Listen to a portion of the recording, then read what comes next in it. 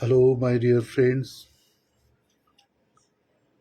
Very good late evening. Now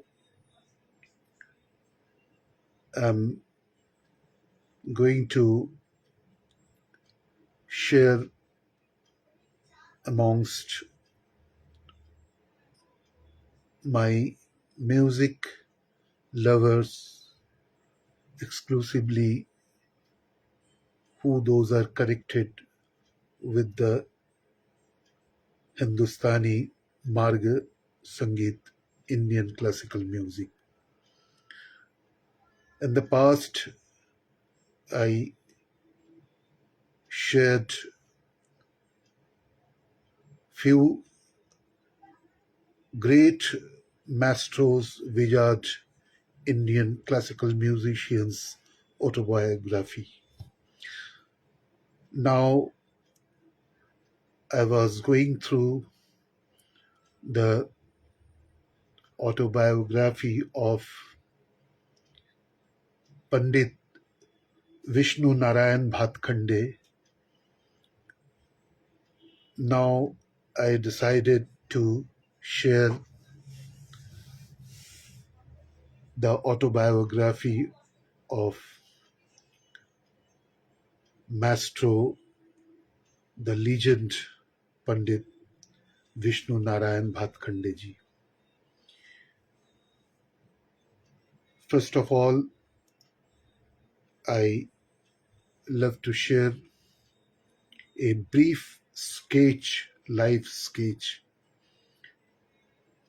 Pandit Vishnu Narayan Bhatkhande ji, he was born on the auspicious day of Gokulashtami, the day when Lord Krishna, perhaps one of the most musical of the Indian pantheon, was born. It is easy to surmise that young Bhatkhande, rightly regarded later as the Panini of Hindustani art music during the modern period, was brought up in highly musical surroundings in one of the most contemporary Indian cities, Bombay. Now it is Mumbai. His father managed affairs of the well-known Gora Ram temple located in Girgaon, one of the older localities in previously it was Bombay, now Mumbai. Further, this Brahmin family stayed at Walkeshwar, an ancient temple sit in the Malabar Hills,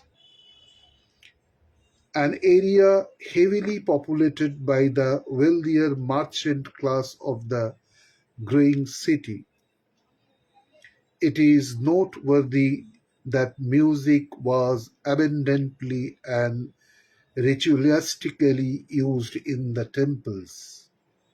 In addition, the fairs and festivals inevitably associated with them also provided opportunities for artists and craftsmen of all kinds to come together and to bring for artists notice their respective skills and expertise. This must have resulted in Bhatkhande's wide exposure to different kinds of music.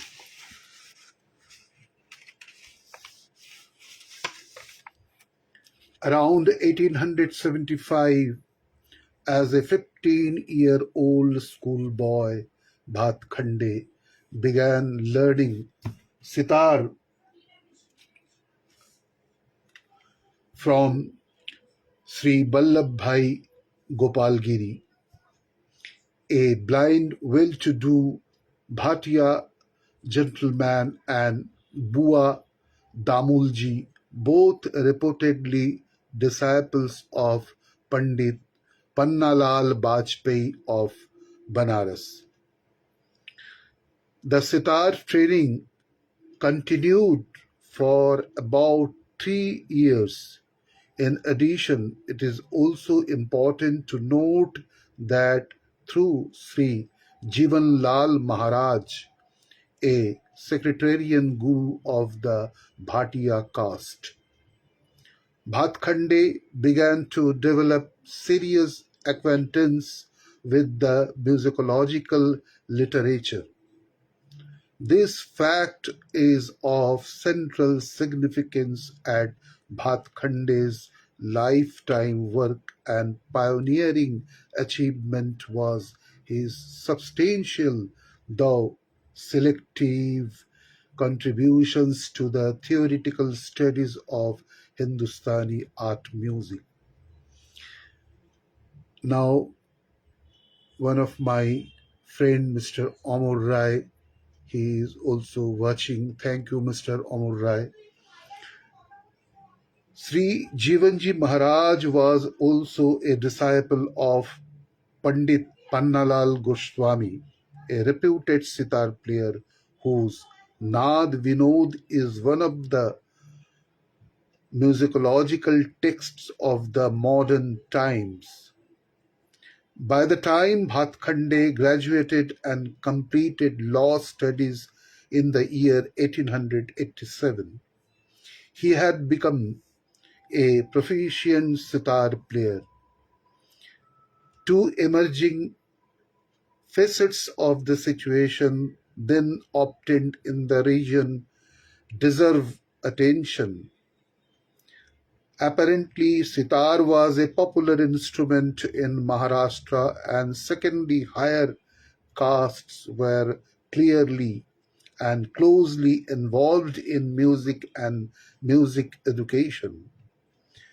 In the year 1884, that is, even before he had completed his college courses, Bhatkhande had become acquainted with Mr. Shapur Spencer of the Parshi Mandali. That was 1871, an institution founded by the educated Parsi gentry desirous of arranging music concerts and conducting music classes on new lines. Bhatkhande became a member of the Mandali and was actively involved in its activities. His early and close association with the Mandali proved a golden opportunity for the young Bhatkhande to gain immediate exposure to the existing authentic corpus of Hindustani musical composition and also to learn from the actual performing process. The Mandali employed practicing musicians of the caliber of Pandit Rabji Bua Bilbaukar, Ustad Ali Hussain, and Bilat Hussain. Bhatkhande went on to learn about 300 Drupads from Pandit Rabji Bua and 150 khayals from the Ustads. It has also been reported that during the period 1900 to 1915, Bhatkhande could persuade Ashok Ali Khan Jaipurwale to record about 300 traditional compositions. Other musicians who contributed to his repertoire during his entire career were Pandit Eknath Pandit Gwalior, Nawab Hamid Ali Khan Rampur, Ustad Wazir Khan, and Muhammad Dali Khan Gidhaur. It may be said that the basis of his musical knowledge was firmly established because of his varied exposure to and methodical talim of Hindustani music that continued till the 1890s. Of equal importance in his assiduous pursuit of studies in the scholastic tradition of music. Not only did he read the Sanskrit texts, but also attended music concerts with a view to document and analyze the wider and prevailing performing tradition. He was able to hear He was able to hear, listen musicians from Delhi, Lucknow, Agra, Jaipur, Gwalior, Patiala, Baroda, and Hyderabad Deccan at close quarters. As all students of Hindustani music know, these were cities were counted as major seats of patronage to Hindustani music and musicians. Consequently, artists hailing from these locations could safely be assumed to represent the very core of Hindustani art music. Bhatkhande also held extensive discussions with them and made it a practice of making detailed notes. Meanwhile, he continued to practice law and became a state manager of the wealthy family of Suktankars. It is reported that during the years 1890 to 1905, he lectured on music in the Mandali. The exercise obviously gave him an opportunity to organize his musical material, crystallize musicological thoughts, and hone a communicative strategy consonant with the modern temper and outlook. It can be deducted that two features of the contemporary musical situation struck him. Firstly, the general scholastic tradition and theoretical structures emerging from the Sanskrit musicological texts could not be meaningfully related to the actual practice of music in many fundamental aspects. Secondly, that the prevailing performing tradition, when closely perceived, displayed considerable and uniformity. Hence, it justifiably demanded a theoretical and grammatical statement to be made ab novo. Bhatkhande also felt the necessity of getting a first hand exposure to the prevailing wider and pan Indian scene. He obviously sensed that, however metropolitan might be the character of Bombay, given the diversity of the country, the city cannot be expected to represent the entire country in all of its musical aspects. In the succeeding years, he appears to have planned pilgrimages of his patrons in such a way as to enable him to collect data on music the way he liked it to be collected. The religious of the Suktankars thus provided opportunities to undertake musicological field work for the astute mind that Bhatkhande was. In the year 1896, he toured Surat, Baroda, Bharuch, Navsari, Ahmedabad, Rajkot, Bhavnagar, and such other places. In 1904, he set out on a tour of the south, which took him to Mysore, Madras, Tanjore, Madurai, Trivandrum, and Bangalore, Rameswaram, etc. Of importance is the fact that during his southern travels he became aware of Venkat Makhi's musicological work, especially the systemization of raga in 72 mela, etc., that 72 thoughts, which was to considerably influence his own musical outlook. Similar travels to the eastern 1906 to 1907 and northern area 1907 to 1908 parts of the country took him to centers such as Nagpur, Hyderabad, Allahabad, Varanasi, Calcutta, Puri, Vijayanagar, and then to Delhi, Mathura, Lucknow, Jaipur, Udaipur, Bikaner, and Jodhpur. During all these travels, he established contacts with learned contemporaries such as Pandit Subram Dikshit, Pandit Krishna Nath, alias Appa Tulsi, and Raja Saurindra Mohan Tagore. As already stated, he recorded an 300 compositions of the Manrang Gharana from Ustad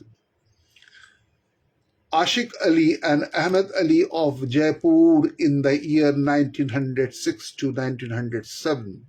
He also obtained about 400 compositions from Pandit Ganapati Bua Vilwadikar Sahab. It is evident that Bhatkhande's music explorations reached far and wide. His probing intellect succeeded in neatly abstracting theoretical structures deeply embedded in the performing tradition.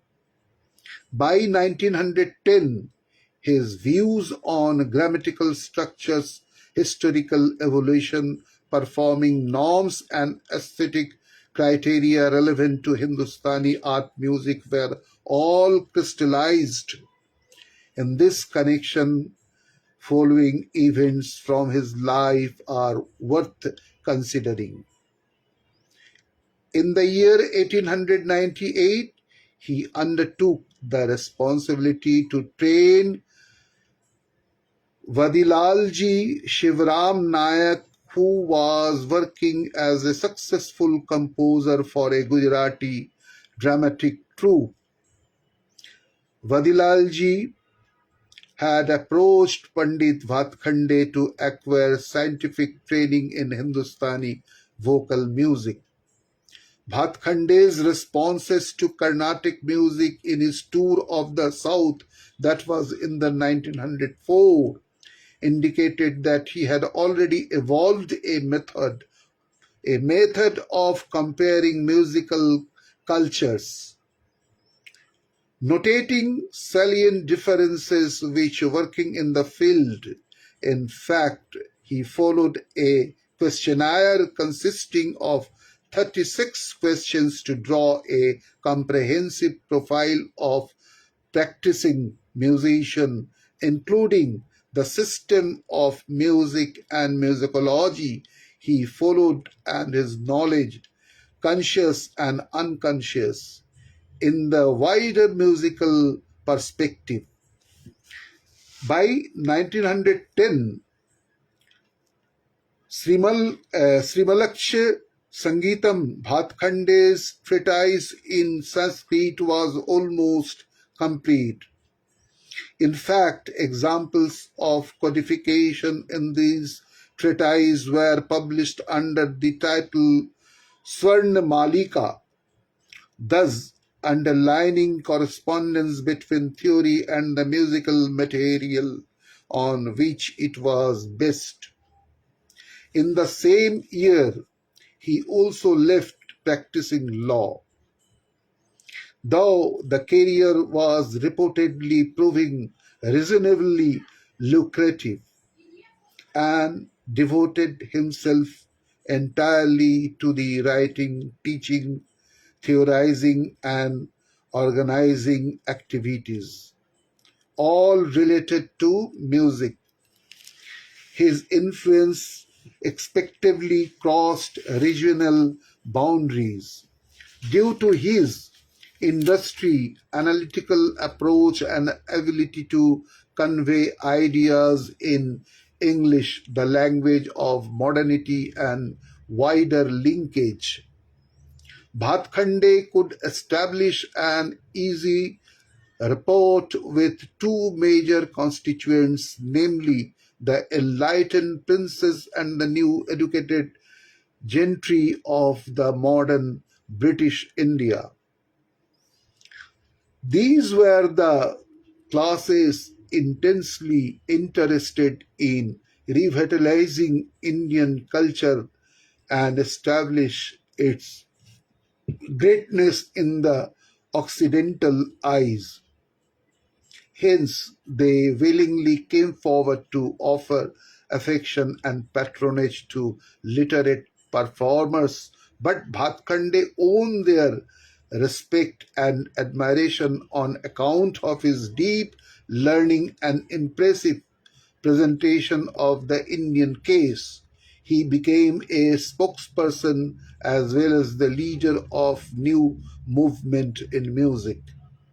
One of his pioneering enterprise was annually organizing All India Music Conferences, which successfully tapped some of the enlightened traditional patronage and created a wide-ranging network of support for music.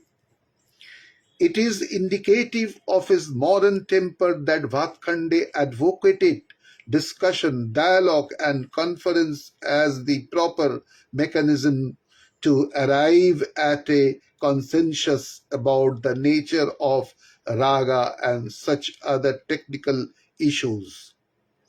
In the absence of suitable authoritative texts and because of the extreme divergence between the older textual tradition and the contemporary practice.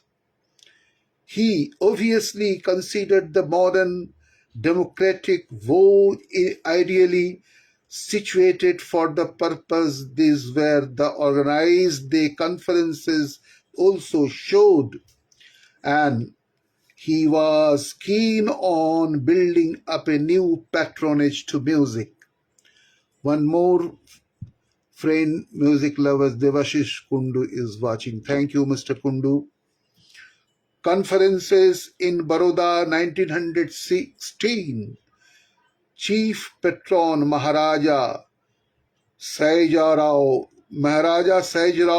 Gaikwad Sahab, Delhi 1918. Chief Patron Nawab of Rampur, Banaras in the year 1919, Chief Patron Maharaja of Ramnagar and Lucknow in the year 1924 and 1925. Chief Patron Sir William Morris created a model for such ventures, while the conferences opened a new channel of dimensions. That establishment of institutions of higher learning proved his concerns. Madhav Sangeet Vidyalaya Gwalior in the year 1918 and Morris College Lucknow in the year 1926 were high points in his determined drive to modernize music education. What is significant is that Bhatkhande himself did not run these institutions, but had persons he had trained appointed to manage them. For a pioneer to have a second generation of workers ready to carry on his work is a dream situation come true. Bhatkhande deserves a special praise because he took conscious steps to groom and train his successors. His scholastic work was, of course, not discontinued in spite of his varied activities. A comparative study of the music system of the 15th, 16th, 17th, and the 18th centuries appeared in 1930, and the last two volumes of his Karmik Pustak Malika were almost completed by 1932. At this point, it is necessary to move back a little to draw attention to a special feature of the enlightened following music enjoyed in Maharashtra during the period under discussion. When Bhatkhande initiated the movement to organize music conferences around 1916, he left the Parsi Mandali, the organization which had virtually him into eminence for more than 25 years. He joined another cultural body which was also led by Parsis. It was called Good Life League. It conducted music classes under the banner of Sharada Sangeet Vidyalay, and Bhatkhande continued his teaching activities under its banner. Two features of this situation need to be noted. Firstly, the Parsi patronage to Indian culture seems to have followed an interesting pattern. The higher middle class from the community moved to support various facets of culture with a pronounced Indian identity, while the higher aristocracy from the community looked to the west. Secondly, Bhatkhande apparently preferred or was readily offered support from people who were not Marathi speaking. In this connection, it is provoking to note that Bhatkhande's chief critics and academic opponents were from Maharashtra. For example, Sri K.V. Deval, 1847 to 1931, Gulab Rao Gandoji Mohod, 1851 to 1915, and G.V. Archarkar in the year 1885 to 1939 from Maharashtra were known as his major critics. A very tangible result of Bhatkhande's jealous scholastic pursuit is, of course, the great mass of his published work, which even today serves as a foundation for any systematic study of Hindustani art music. Thank you. I can't read the names who those are watching. I thank you, my music lovers, who those are present now and watching my live telecast through Meta Facebook. When Bhatkhande graduated in the year 1885, only 5 major and important musicological works were available in print. They were Natya Shastra, Sangeet Ratnakar, Sangeet Darpan, Rag, Vivoda, and Sangeet Parijat. Beginning from 1910, Bhatkhande published 18 more significant musicological works by 1921. The works he brought into print for the first time ranged from Swarn Malika and in the year 1550 of Ram Makte to Rag Chandrika in the year 1920, in the year 1912 of Appa Tulsi. In the 6 volumes of the series entitled Karmik Pustak Malika, Bhatkhande notated compositions circulating in the performing tradition of Hindustani art music as it was practiced by major gharanas that were accessible to him. He classified a total number of 1800 compositions dividing them in 10 thoughts as per the codification system he had devised. Clearly, the effort was to offer definitive, prototypical versions of music compositions, traditionally qualities and inherent potentialities to generate music. Because the bandish are used by musicians to elaborate, improvise, and embellish the selected raga. The collection acquired a vital significance when compared with anthologies of mere song texts. The comprehensive basis of his whole exercise is clearly borne out by an easy breakup. It also points to the representative character of his endeavor. Thought and number of ragas which included by Bhatkhandeji. Bilawal thought that number of ragas included 35 ragas. In Kalyan thought 14 ragas were included. In Khamaj thought 13 ragas. Bhairab thought 18 ragas. Purvi thought 15 ragas. Marwa thought 14 ragas, and Kafi thought 44 ragas.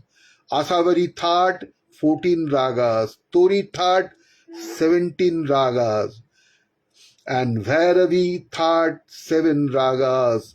Total number of 181 ragas were included in these various thoughts. Composers included in the collections are Sadarang, that Nayamatkam, and Adarang, that Firoz Khan, then Manrang, then Achpal, Mia Tansen, Ibrahim, Sadakpiya, then Sandapiya, then Kadarpiya, Akhtarpiya, Amir Khosro, Harang, then Chatupiya, then Chaturpiya. These were the composers included in the collections, and forms of genres of music of the compositions, right, such as Sargam, Lakshan Geet, Khayal, Tarana, Chatarang, Dhrupad, Dhamar, Tappa, Thumri, Hori, Ghazal, Kajri, and Khayal Numa.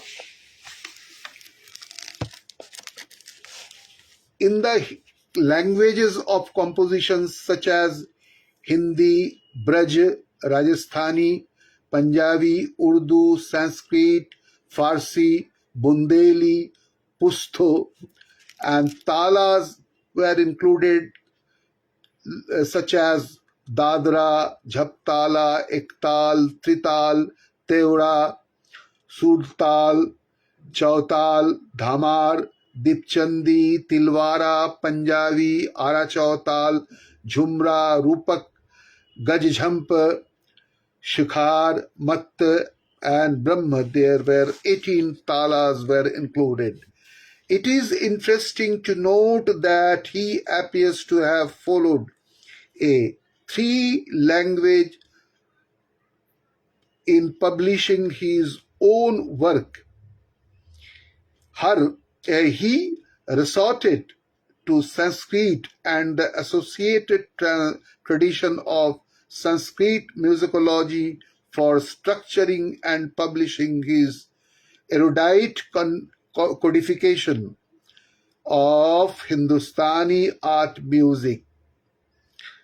The explanatory, this material on his scheme was originally published in Marathi in 4 volumes. However, he did not hesitate in helping others to expound his ideas in other languages. For example, Mari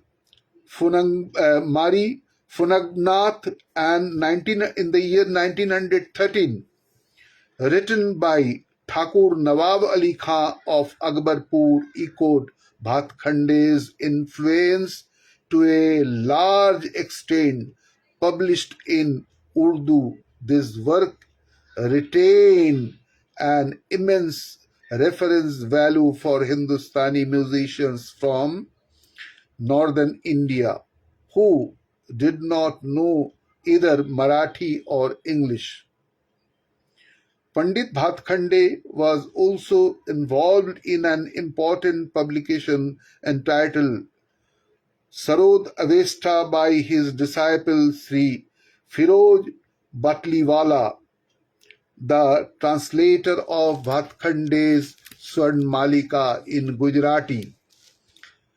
Bhatkhande's Hindustani Sangeet Paddhati, that part 1 was translated into Gujarati by Sri Ratansi Liladhar Thakkar of the Parsi Gayan Samaj in the year 1912.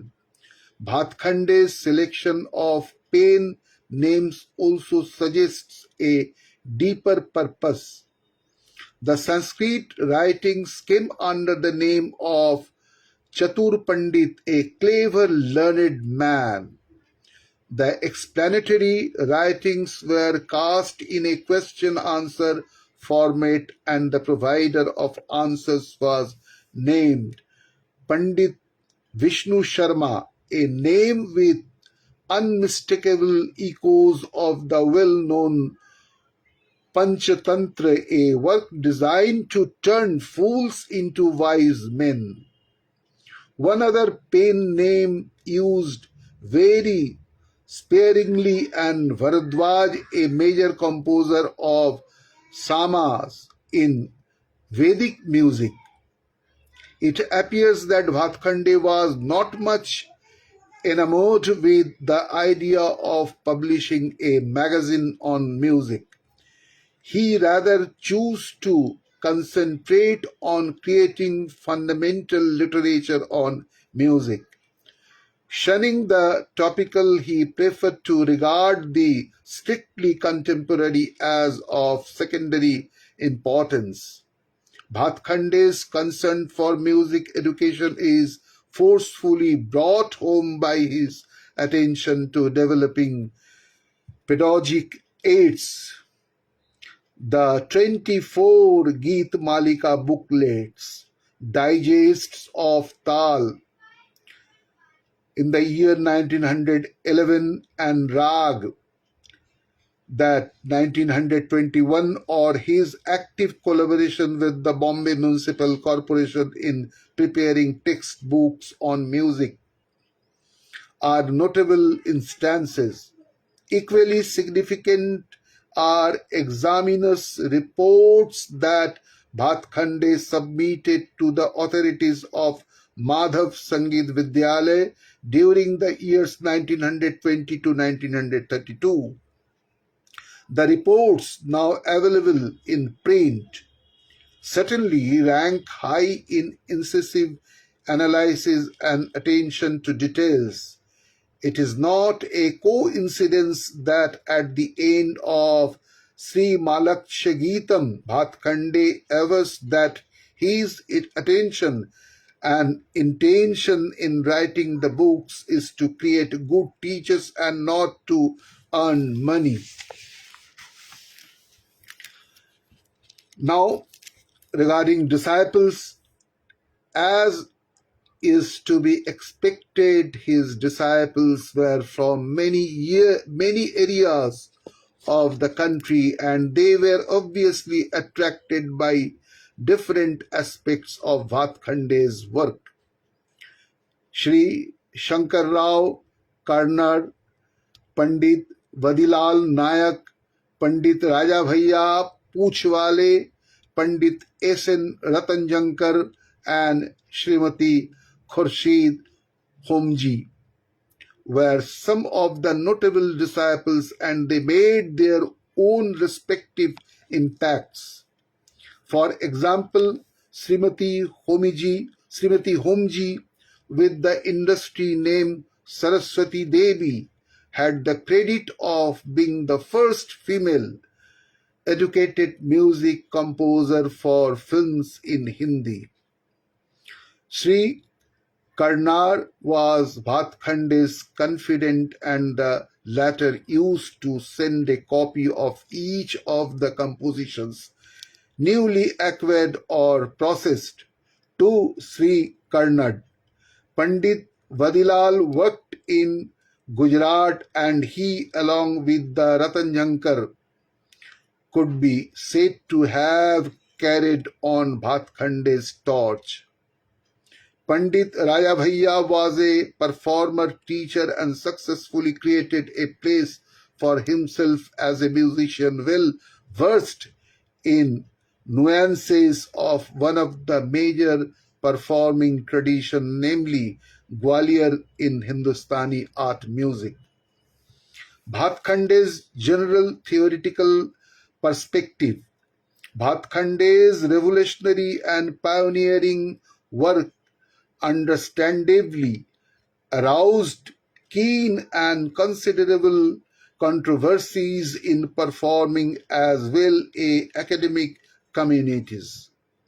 His work became an inevitable point of reference from which every serious music person was and still is compelled to take one own bearings. A brief summary of his position may therefore prove helpful in assessing his total contribution.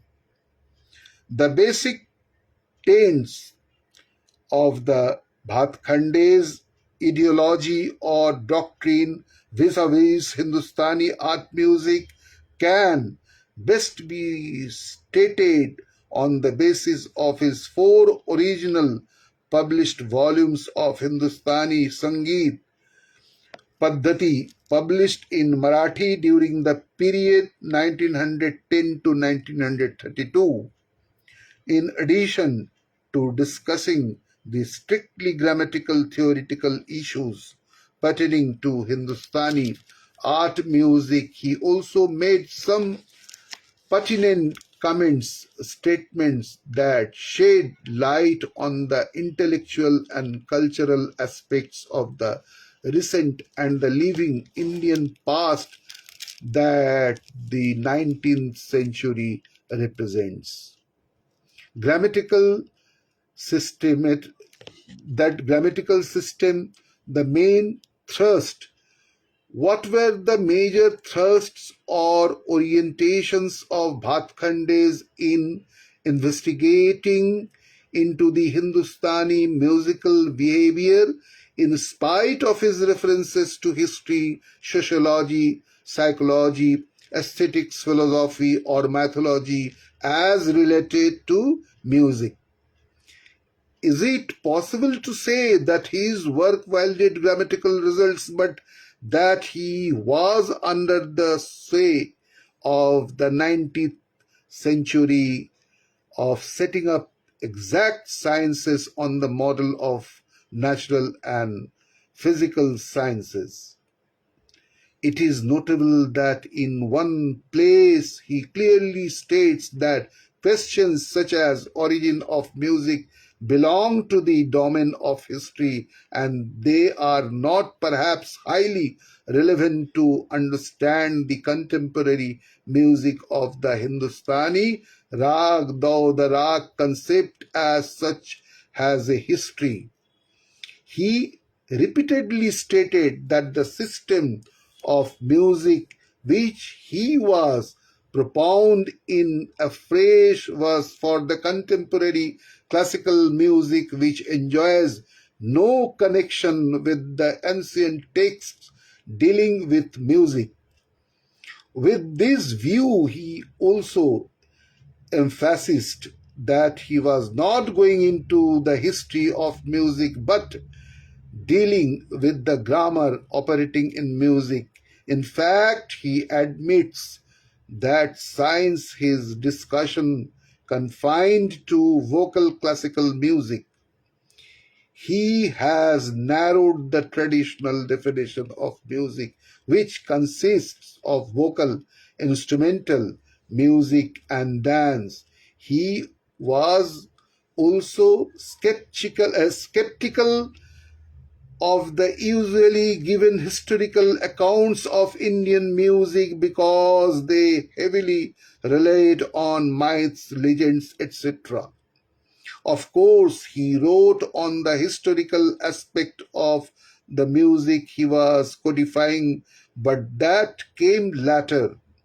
Interestingly, he refers to zoology and botany while discussing the concept of thought and rag, drawing a parallel with the genus and species expositions. It needs to be added that he was clearly of the opinion that artistic excellence of Hindustani music and its practitioners, notwithstanding they had lost track of the theoretical foundations that governed these expressions as a totality. He also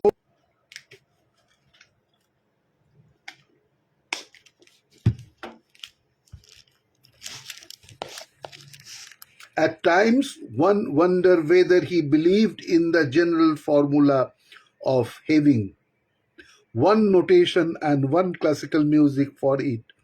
But he certainly wished for a greater musical exchange between the two accepted systems, namely Hindustani and Carnatic music. In his view, the more scientific vogue of writing on music, as in the South, and the more art-oriented music of the North, where the aspects be brought together, though in the somewhat distant future. Expectively, he held up Venkatmukhi's theoretical position as relevant to all Indian raga music, even though Venkatmukhi wrote only with reference to the Carnatic music in his immediate view.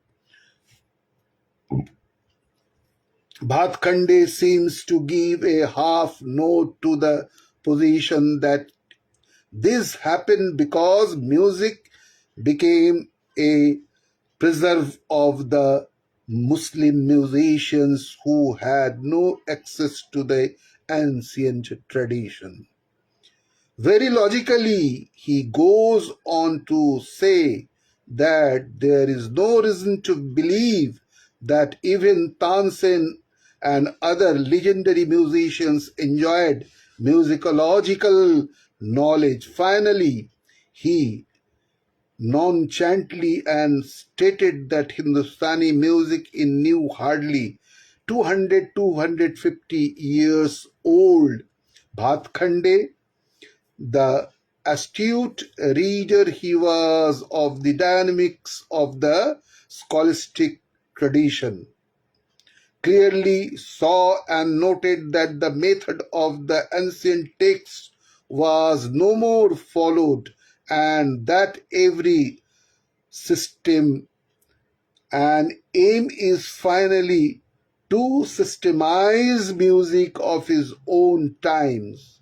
He also firmly stated that medieval writers on music did not understand that the earlier text and about phenomenon such as color music relationship, though they went on repeating the traditional position, it is systematically that he referred to the desirability of the knowledgeable people writing on music, but also expressed about the good writer on music being a good performer too.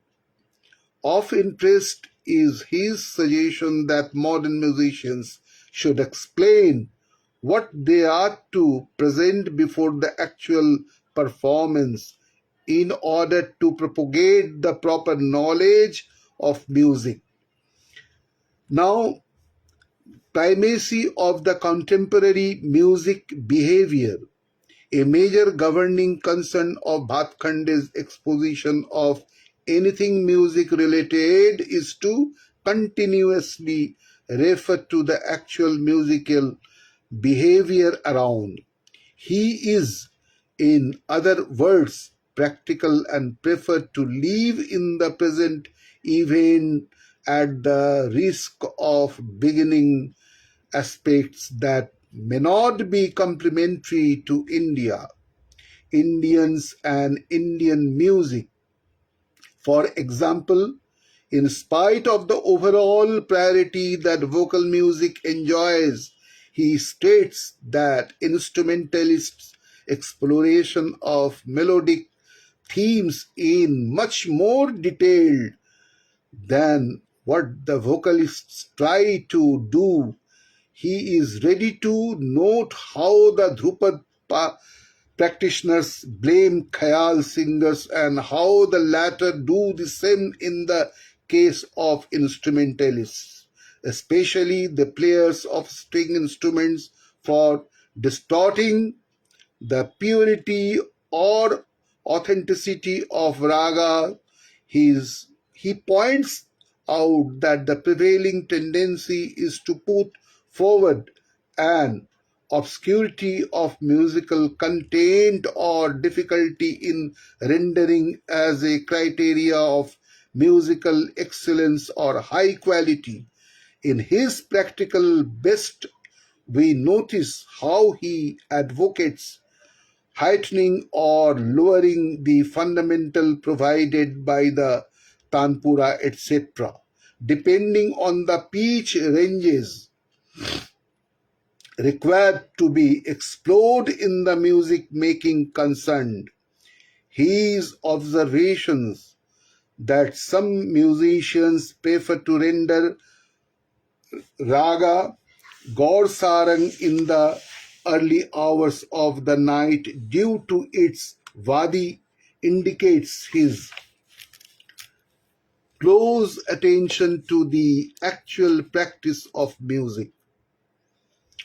Even when it appears slightly deviations, his minute observation also enabled him to note how Raga Durga had become popular in the post 1910 years, or how Rag Suddh Sarang belonged to the category of that Alapcharita, and during in the year 1930, or how Rag that Bengal Bhairab was almost not heard from anybody except his guru. The same ability to look for performing nuances led him to pithily described name as a dhoon raga that probably originated in a mare that palta. The same attitude led to his rather adverse comments on the mode of performers of vocal music from Bengal. It is not surprising that with his frank comments on the prevalent indifferent attitude of properly preserving and disseminating musical knowledge, he comes out as an activist, archivist as far as matters musical are concerned. In fact, determined attitude in the work he was carrying out echoes that Bhavabhuti, who was pained by the surrounding non-recognition of his work, but who was also sure that sometime in future somebody will arrive on the scene to recognize the worth of his undertaking. Very uh, sincerely, it is mentions in a positive spirit that major features of the modern music behavior and welcomes the inevitable possibility of changes. Now, approach to Western music and Western writings on music. As Pandit Bhatkhande was a well-read person, his references to Western writings on music deserve a special attention. On the one hand, there was the prevailing nationalism, which was prone to react against these writings. On the other hand, there was the newly educated, energetic Indian mind which positively responded to the breadth and systematic nature of the Western temper as reflected in various aspects of life. Bhatkhande's writings reveal that paradoxical position. For example, in introducing his own motives in undertaking the task of writing the series entitled Hindustani Sangeet Paddhati, he refers to Dr. Burney's history of music with admiration and holds it up as a kind of a model. Another thoughtful reference is to the theory of sound of Professor Balsarna. The reference is in the context of the positive use of dissonance in Western music. Bhatkhande, however, grants that the concept of Vivadi notes in Hindustani music may not correspond with it. At one place, he especially elogies the Western writings on music for their clarity.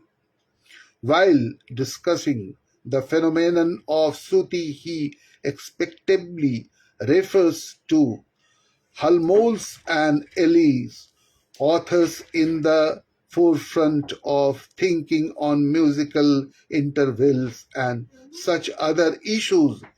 His open stains to ideas from the West and the probable influence of recordings from the same source is clear.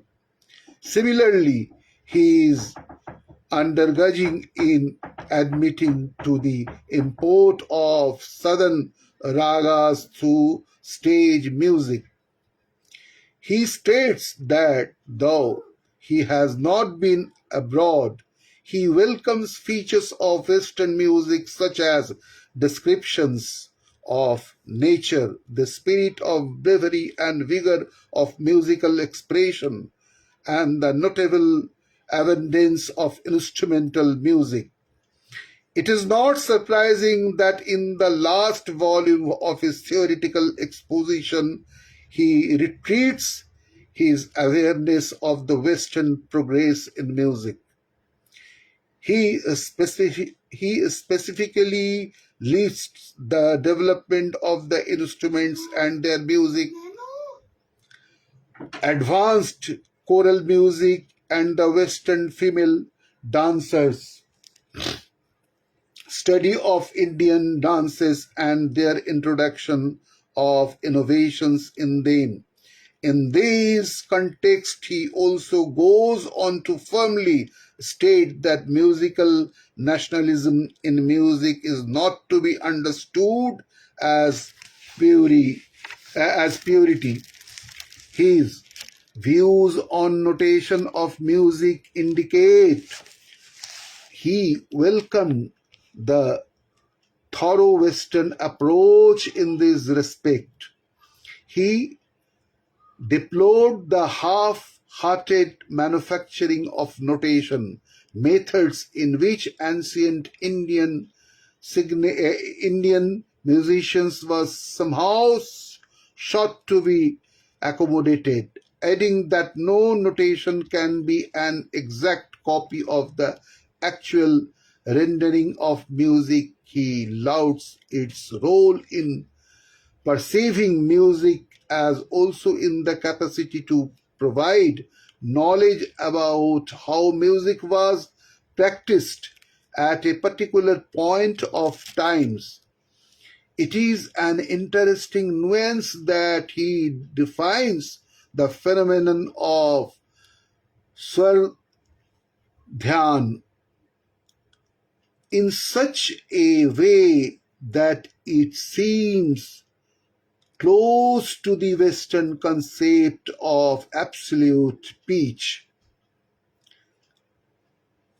that Prabhakar Chinchore, a somewhat oblique acceptance of the Western or modern acoustic concept is also detected when he tries to explain the traditional term that Uch Dhwani Nirmanak employed in explaining the Shruti phenomenon. One wonders whether he is referring to the just noticeable difference in pitch perception as it is normally stated in modern acoustics. References to non-Indian writers on Indian music, Bhatkhande's references to and questions from non-Indian writers' writings on Indian music are clear and generous. Thus, while discussing thought, Villiers' treatise in the music of the Hindustani finds an early mention. References to Indian writers on music, he has made regular and frequent references to that Saurendra Mohan Tagore's writings on issues relevant to the argument in progress, Hindustani Sangeet Paddhati, first edition in the year 1914 and second in the year 1997, volume 2, Popular Prakashan. He also talks about the increased writing on music in the regional languages and the desirability of having more discussions of these when necessary, while detailing the current raga corpus and its clarification. He openly acknowledges the relevance of Nagmate Asafi, Sangeet Surmai, and Asarat on Nad Vinod. He extensively summarizes that Nagmate Asafi, obviously because of its contemporary relevance, in fact, he tentatively lists useful modern works. In the last volume, his theoretical exposition of once more returned to the necessity of tapping Urdu and Persian writings on music as useful sources. He does not fail to mention how his attention was drawn to a Persian work which dealt with the theme of raga as a means of curing disorders. His close reading of the Sanskrit musicological texts, his attention to the regional disparities in change, and his historical perspective made him notice that Ahobala followed the Hindustani vogue in describing basic notes and their systemization, but still he tried to swear by texts written in the southern musical contexts. Expectively, his references to Venkatmakhi are admiring as well as detailed. So is his admiring reference to Carnatic classification, along with a brief explanation of how the raga name indicates that thought to which the raga belongs, and to summons detail of veena strokes and the accompanying it, and how many systems of classical music, in spite of his wide travels, correspondence with different authorities, and keen observations of the Indian musical scene in general, he firmly held to the view that India consisted of two systems of classical music, that is, Hindustani or Uttar Hindustani and Carnatic or Dakshin. In other words, for him, the northeastern music or other of Bishnupur Gharana in Bengal, to which a brief reference in made in that HSP volume 3, page 283, nor the Sopana Parampara in the Kerala were to be counted as independent musical systems with sufficiently or adequately codified prevails. He is, however, open enough in stating that, as in case of languages, it is quite natural to have different systems of music in different parts of country. He repeats the argument with special force in respect of the southern musical system existing in the same country, yet its being so different from the Hindustani music. Having identified the northern and the southern system as the two main systems of classical music, he carefully records clues to interpret the context that determines the northern or the southern allegiance of musicological texts. One such clue is to remember that in the southern system, the lowest state of a note is described as its Suddha state, and the Vikrit as the highest, unlike in the north.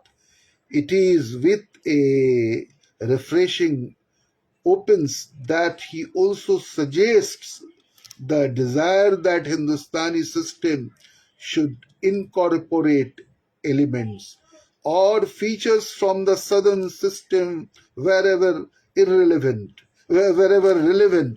His special reference is to ragas current in the south, but not so in the Hindustani system. Bhatkhande's statement on the aesthetic of ragas and Shruti, etc.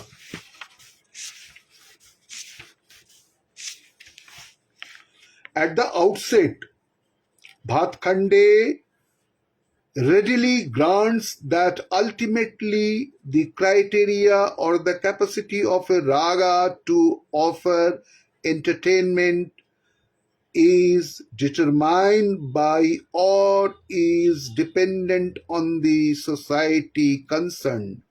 However, he lays down two major rules that are likely to ensure these aesthetic capacity. No raga should consist of less than 5 notes.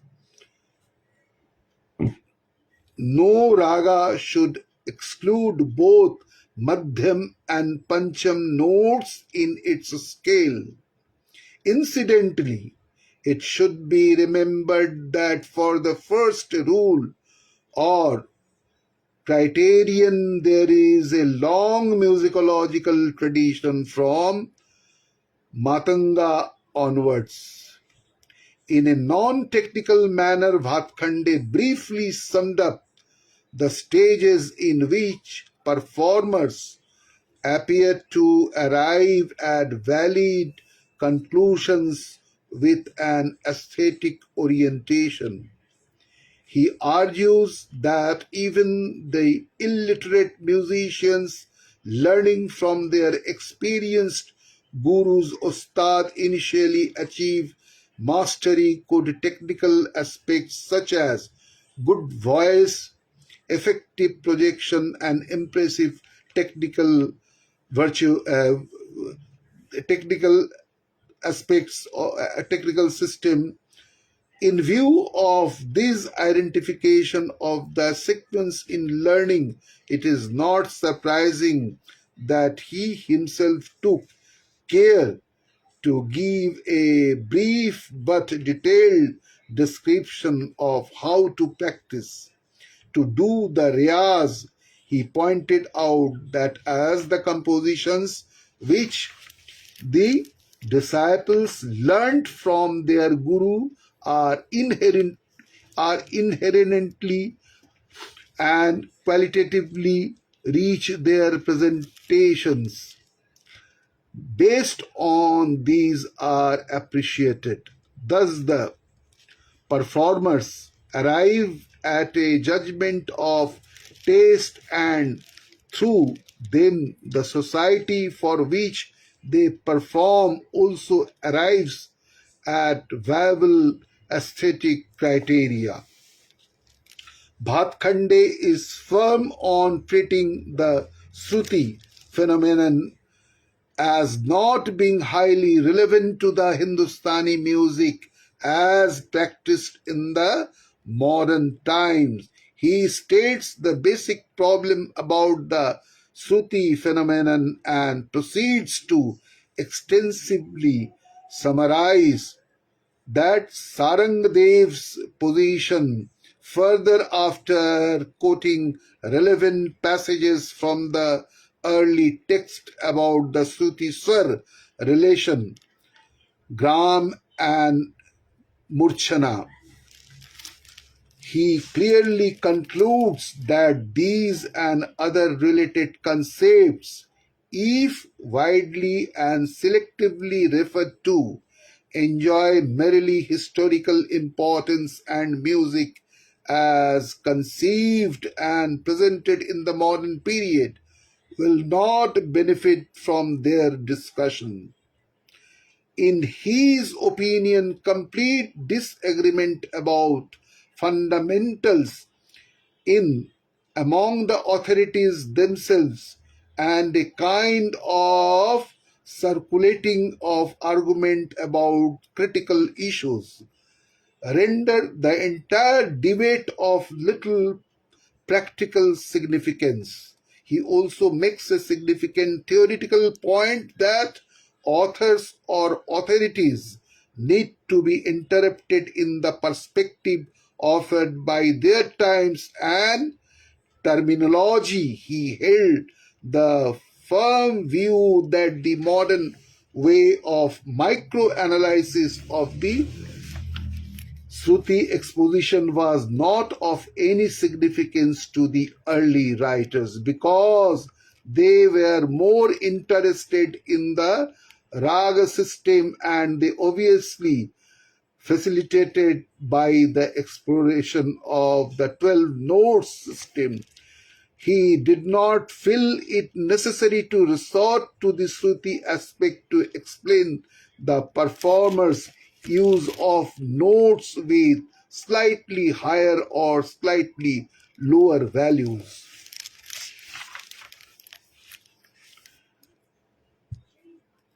In Bhatkhande's opinion, major indications of the clear break that occurred between ancient and medieval music community are easily identifiable as shown. The ancient music was based on two parents scale, namely that Saraj and Madhyam Gama, which only the performer remained in vogue after about 1600. In the process, the intricate system of microtones in the Shrutis also went overboard. in the ancient period, the method procedure adopted to explore and exploit the available tonal spaces by changing the initial note of the operating scale was known as Murchana Paddhati. These two came to be discarded. In fact, as the two grama system gave way to the single grama, the principle of tonality replaced the murchanas. As a combined result of the technical and cultural processes, two musical systems emerged and established in the country.